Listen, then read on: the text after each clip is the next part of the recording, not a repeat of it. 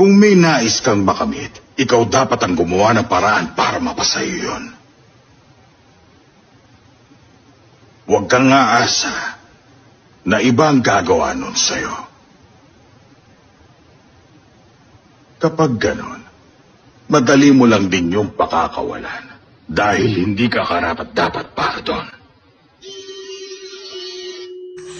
Kung nag-agi man ning video ha sa inyohang wall mga idol, pwede ko pa like, comment ug share mga idol.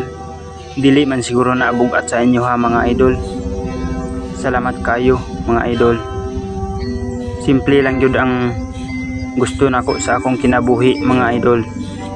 Makakaon rag ikatulo sa isa ka adlaw. Dako na kayo ng kalipay sa ko mga idol.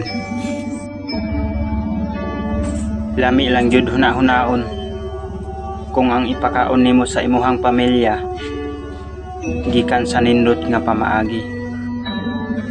Kay gipanganak man tag pobre, kailangan nato magmaning kamot para mabuhi. Ingon nila, walay imposible basta magkugi.